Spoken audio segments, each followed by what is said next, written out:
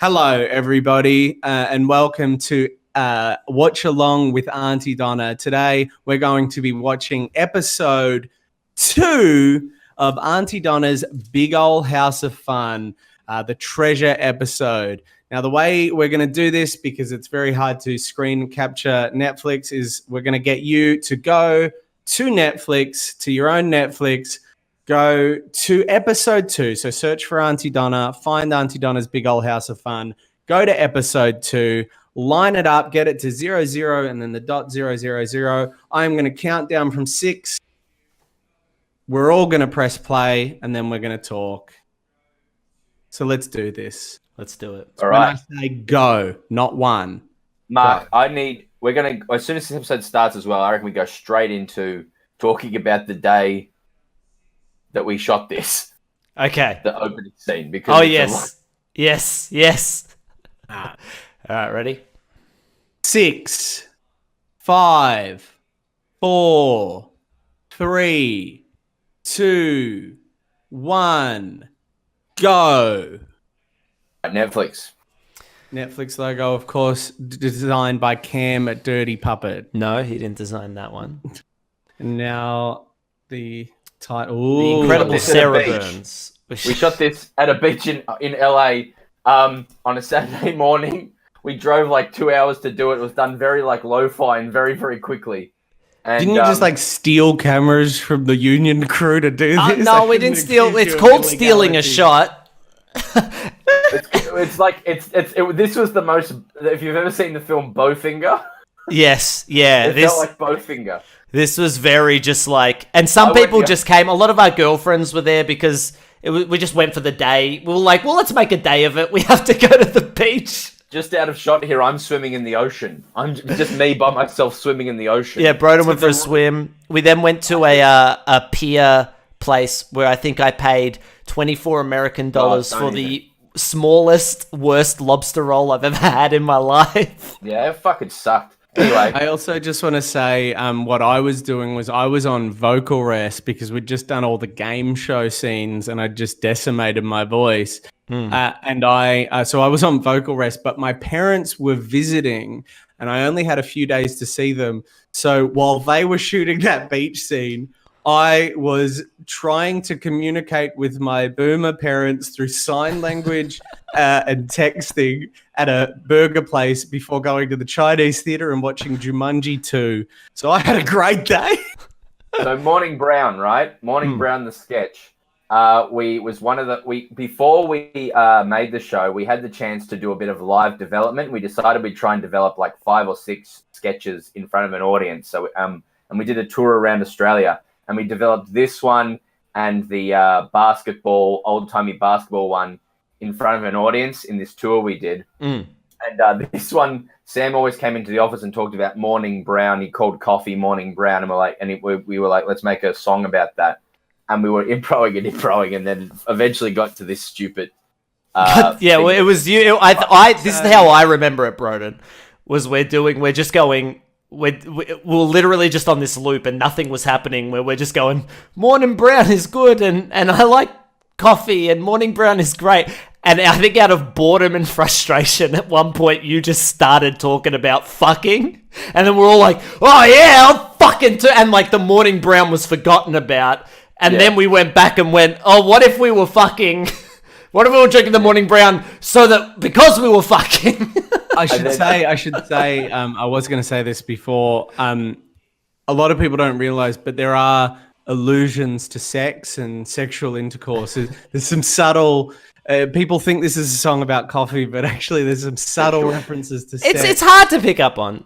The first time I impro'd this, it was much, much more offensive. A lot of the writing process was making it for listenability, so people would be okay to hear it. I love how many people have told my mum hates this sketch. I think hates the whole series because of this sketch. The amount of people that are like, this sketch is too rude. It's like, if you think this sketch is too rude, I cannot express to you how rude the original version was. The specificity, the detail, an awful, upsetting sketch that Maybe 5 years ago we would have just cut, but we were like, Roddy- "Nah, there's something here." The reason we're wearing those pajamas is because I wrote into the script they're wearing the pajamas that Steve McQueen's wearing from the film Bullet. Which is great. Yeah, we like to sometimes we put stupid things in the big print or the action of the script. Don't skip the intro. And we forget. No, I'd never skip the intro. I love this intro so much. But yeah, I love.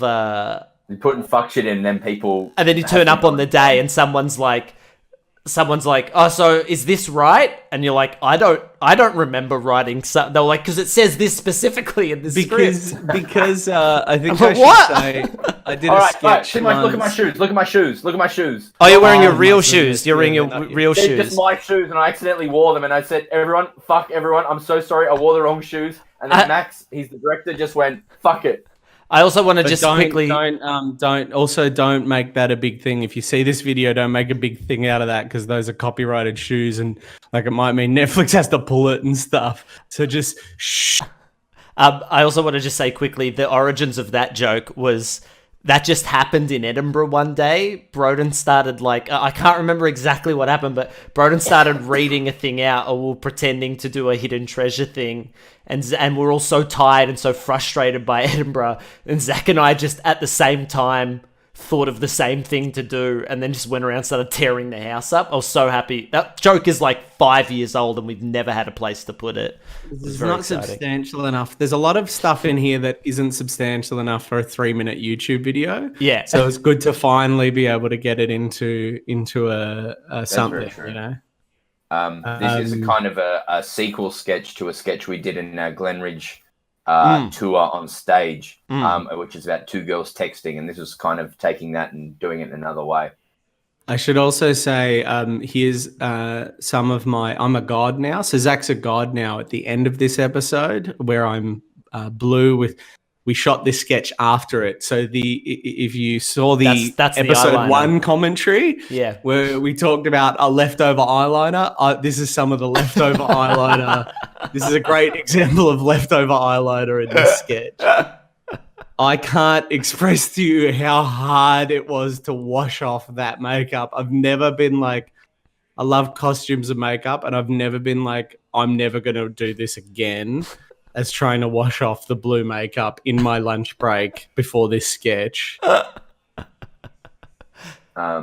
This house is so, it's fake, but it looks real. It really does. Like the lighting is amazing because there were so many crew members. Every day we would come on set, I would meet and see a new crew member because there were just so many people just behind the set whose jobs it was to set up the lights. And there'd just be new ones every day. Oh yeah, go. Oh no, we just missed it. It's all good.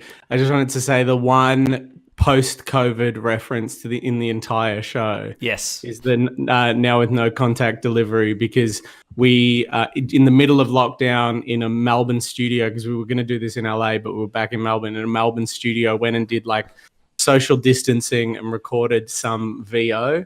Yeah, I did Alan. We also just did little bits and pieces, and it was post-COVID, so I slipped in no contact delivery because I find no contact delivery very funny. So that's the one post-COVID reference in this show. Also, there was a joke just there. When I sat down, when this came out, I hadn't watched it for such a long time. I sat down and watched it all from start to finish. I forgot how lathered with University of Ballarat jokes this show is. Jokes that are so esoteric, jokes that are just so for us and maybe 15 other people.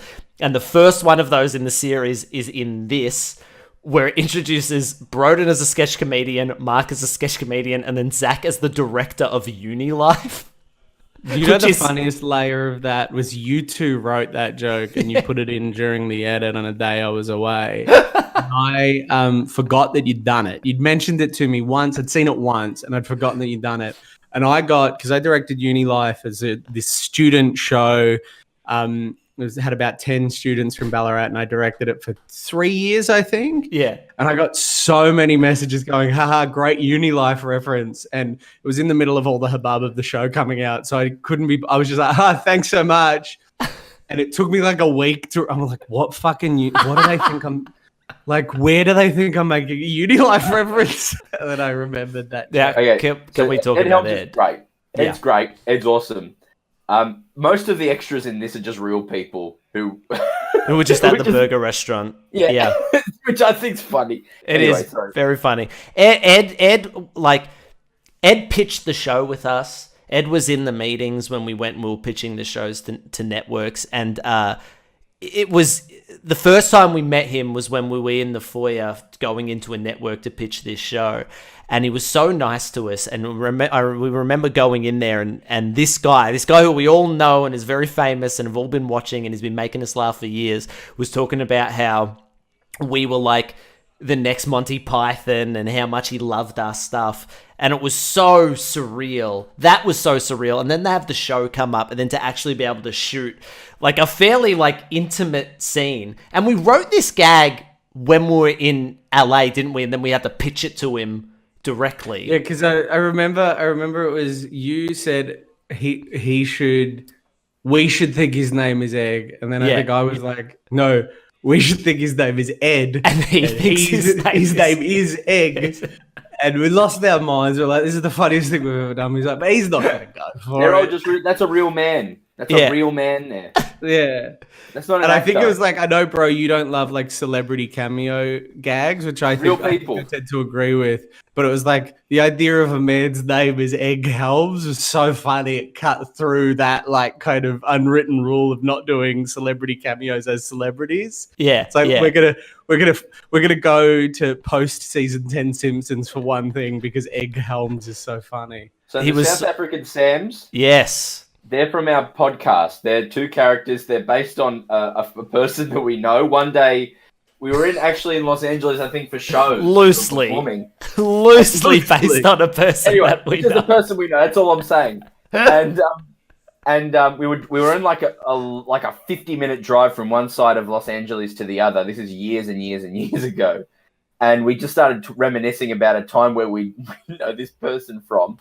And this poor Uber driver sat there as Zach and I just did impersonations of this person for an hour. I think it was a long for an hour. trip as And well. just at the end of it, we got out of the car and she just looked at us and she went, "Very funny." And then but then the first time we recorded the Sams, we were doing podcasts. We're in Calgary in Canada, and we had to record podcasts. We're like, well, let's just do those characters.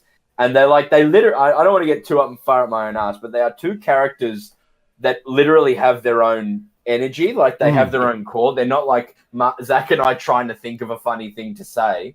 They literally just go. And when you start doing the accent, they just go. And it's so true. It's like those like people talk about it. I don't have it much with characters. I have maybe a couple of characters that are that, but these guys that I can't take responsibility for anything they say. I 100% agree with you on that, bro. It's like they just go. And all I remember about this day is this was like the second or last day. Those shoes I'm wearing are the most fucking painful fucking things that I've ever worn, and I was so mad. I was like in so much pain, and also it was just a weird day. Also, do you remember halfway through shooting this, it was like Ed just came in, and we hadn't seen Ed in like a week. Yeah, he was saying goodbye. Merry Christmas. I'm going home. I'll see you later. I went, what the fuck? Anyway. I'd say my two favorite things in the show are in this sketch for me personally. My favorite performance I've ever done in my entire career is what did those two be spinning about? Oh yeah, it's so funny. That's so funny. I love that cut. My absolute favorite thing in this is my favorite wig I have ever. It looks amazing. It is mind-blowing. I remember Becca, our hair person, was going to put that on Broden, and it makes more sense because I have so much hair. I've got a big forehead, but I've got so much hair. And the line where she put the blonde is right where my black hair is to create that to give him the same forehead as me. And it is just mind-blowing that she made it work. I love that wig so much. We didn't really fly here. This was all done. No, and there was so much that was cut. The first edit for that sketch came in at about 7.5 minutes. And like Max was like, it's 7.5 minutes long. And he's like, I don't know what to cut. And we watched it, and I just laughed so fucking much the first time I saw that first cut of that sketch. I love that. And that is the first time we've ever taken podcast characters and put them into a different medium. And I think it went really, we did so very successfully. So there may be more to come, is all I'll say. I hope so anyway. This also, the touche is based on a friend of mine from when I was about 20 that used to say touche so much. It was like a favorite word, and I'm so glad I got to let that out. That guttural scream is real. Now, this is really interesting. This is an old sketch. A lot of people know this sketch. It's the live version's been up on our YouTube for a long time. And we'd thought about shooting it and trying to shoot it in this way for a long time, but never really had the technical capability or the time, or were really able to put it together. And when this came up, we're like, okay, so let's try and do the definitive version of Alan. And we were kind of unsure of how we were going to do certain bits. So there was a day, and this wasn't the only sketch we were unsure. Texting was another one, and the home run one was another one. But we had a weekend while we were writing where we went into where Broden and Sam and Max and Tom were living in LA. And we just shot a bunch of sketches and tested how they would work on film to see if we could actually put them in the show. We should put them up on the Aunty Donna Club at some I point. really But think anyway, we should. yeah. Yeah. They let me keep the mug on the table, which is cool. Oh, that's great. Oh, very They nice. make that? They would have had to, I'm sure. Yeah, they would have made that. I think. No word from Alan about this sketch, which is interesting. No, Ellen's very quiet. Very quiet about it. Says a lot. We had someone go like, "Oh yes, I see what you're saying about Ellen there." Like, we wrote this sketch 6 years ago. It's just about Ellen giving away free shit. It's a sketch about how Ellen gives away free shit. Little shout out to my brother Scott Bonanno, who helped us out with these little Alan graphics here, and did Broden's face up as a little emote, which I think came out little really shout well. out as well to Broden. A lot of people don't realize this, but Broden's actually He plays playing Ellen in this scene. which is crazy. Really shot all of this because I've done this 400 times or more. We shot this in like fucking half an hour. Like side of this, we just shot we did 4 setups with 2 cameras at one time, and I just rammed through it. And I remember I think it's the shot we used of the 3 Toyota Corollas. I think I almost fainted because we were just like. You did. I remember that. I also had done myself a mischief with my voice in the "You Hate Me, I Hate Me." We filmed that on the same day, and I really fucked my voice on "You Hate Me, I Hate Me." So my voice was not up to scratch at all for this sketch. And, so I was offside. So you're literally a meter to the right of this. I'm sitting on a chair. So imagine this, while Broden's doing his performance, there's a man on a chair with his script sitting a meter away from him going, "Oh my God, it's a brand new Toyota Corolla." Yes. And then I went into the recording studio where I did the aforementioned reference to no contact delivery. Yeah. And I was like, this is, I think, the last time I'm ever going to perform Ellen. So we got it. We did a couple of takes to get it. And then I just said to the man recording the audio, I'm like, I'm just going, make sure it's the last thing. And I just completely just did it. Yeah. I just was like, I'm going to make this the last time. See you later, sketch. Unless people want to see it on tour, because if they want to see it, you're going to see this version. Oh my God, Ellen! I'm flying through the sky. These interjections are really important. All these little interjections. Max and I sitting in the editing suite for like a day. The interjections were really, really important, and we were like, should the sleeping be the third one? But then there was a bit where Mark went and did some maracas, and we're like, well, that can be the funny ending of it. I was like, the interjections are really important, and they were kind of an afterthought, but they're really important. Yeah, it was like, this is what I loved about working with Netflix, was like, we were very nervous about will people sit in one thing for this long. We wanted to shoot at Broden as many different angles as possible. There were talks originally of maybe filming parts of Zach's journey and having it on a TV in the background. but we'll like, let's try and keep it special. You know, like it works with just Broden sitting there on stage. Maybe there's something in there, something to that. And Netflix was so like, we never got any notes about the length of the sketch or you know, they really trusted us and backed us on the writing. Their one sort of thing was, we could probably cut to Mark a few more times just for a few extra gags. And I think it really works out. I think it is my favorite. The way this sketch is constructed and put together, when I saw it for the first time, I was like, this is one of the best things we've ever done. It's one of those things as well, like, I think sometimes you think, when you make a film version of something, you've got to show everything. The film version, the non-theatrical version, is showing everything.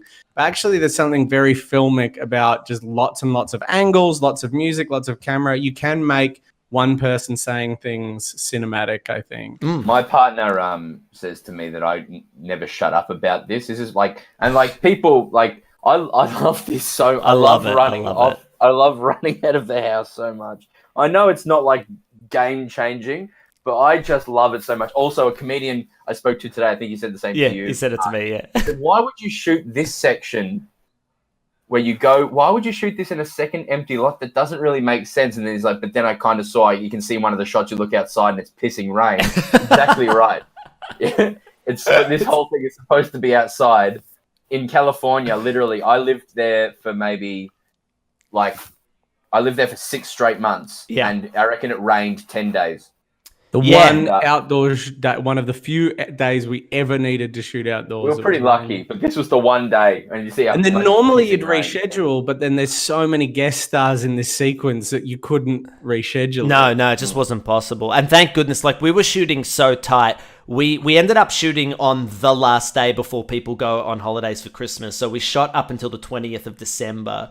And had it rained on one of our location days, which were the last 5 days of us shooting, it potentially could have fucked the entire production.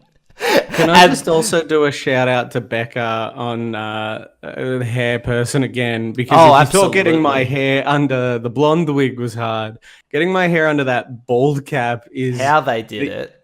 And not only that, she used very, very, very minimal hair product because it had to look normal in the next sketch. I think she just used water and pins. That's incredible. Very impressive and just very uncomfortable. I've been pushing hard I've been pushing for 5 years or so to try and put Abraham Lincoln into something. Yeah. I don't know why. I just always really wanted it. And, do you know as well, my favorite layer of that, right, was Bro was pushing to get Abraham Lincoln in. And I think was quite tired. I think you were quite tired for that fight. You were really at the end of giving any more. And then the casting agent was like, I know this guy. I think Robert Bromsky. And he's like, you might know him. He was in an iconic episode of Twin Peaks: The Return. And just in that moment, if you have watched Twin Peaks: The Return, which is probably... none of you, not many people watched it. You'll know he was the Got a Light guy. And I love Twin Peaks. I love David Lynch. And when I heard that he was up for the part, I think Broden gave me a little nod. Like, it's yours now. Take this. And then it was like, I'm going to do everything to get the Got a Light guy into our show. And I just fought Broden's fight for him from that point on. He just tours around to schools and does Abraham Lincoln. I also want to mention, I love that ending. It's an ending that when I've shown this to people, a lot of people haven't clicked. I don't know, maybe it's too subtle, but Sarah coming out at the end and clapping after we've killed her and it's a billion years later is one of my favorite jokes in the series. I love it so much. And then the ending of everyone being thanked and not Ed, that is the brilliance of Zach improvising on the spot. I can't remember what the actual ending that we wrote was, but as soon as that came up in the edit, it was like, oh, fucking hell. That's just such a perfect ending to the episode. I also just want to say, I love it too. There's nothing I love more than deliberately inconsistent timelines. Yeah, and this episode is just my favorite for it. We set up that the year is 1592, I believe. Then we say a billion years later. Then we show that she's dead. We show that she died. So put all up.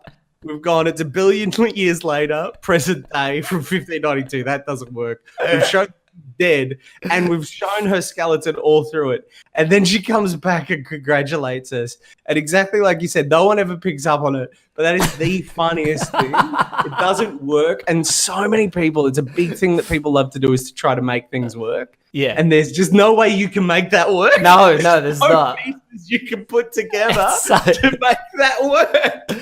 I love it. I love it so much. It's my favorite gag. You're absolutely right, Mark. That's probably my favorite gag as well. Whenever I watch it with people, I'm like, she's dead. I know. I'm always expecting a big laugh. I'm just always I'm like waiting for like a huge laugh, and everyone's just like, "Oh, it was her. She's put them up to it," or something. It's like, no. Yeah. I know Sam loves it too. Sam's huge on it. He loves it every time. And do you know what it is as well? People love things coming to it, like ending nicely. People love happy endings. And this ending makes no sense, but it feels like we did it. Yeah. It feels like it feels earned. An accomplishment. But nothing makes any sense. But it's like there's something so wonderful about how satisfying it is to show how that skeleton that you've seen in the episode before got there. You're like, see? And it seems so clever, and it all comes together. Yeah. But then that skeleton is her, but she's also still alive, and it doesn't work. We're doing so much good stuff, and it doesn't work, and I love it. When we were writing this series, we were very, very conscious about how we were breaking the form and how we would introduce breaking the form to the audience. So in episode 1, as I said in the episode 1 commentary, it's sort of like your benchmark episode. You know, you've got your narrative, you've got your sketches, you've got your narrative, and it all sort of comes together. This was originally episode 3 because we literally go backstage and you see behind, and we were so worried when we decided to shift the episode order, because episode 2 was originally dating, but was a little bit fucking weird for episode 2, as it turned out, that would throw people. But I think it was Scott Aukerman who was like, nah, that doesn't matter. You guys will be fine. People have been breaking the form for like 10 years, man. You're good. Yeah. And then it worked out, and I don't think it's been too much of an issue, which has been great. But yeah. Thank you so much for joining us. Aunty Donna's big old house of fun. We hope you're liking season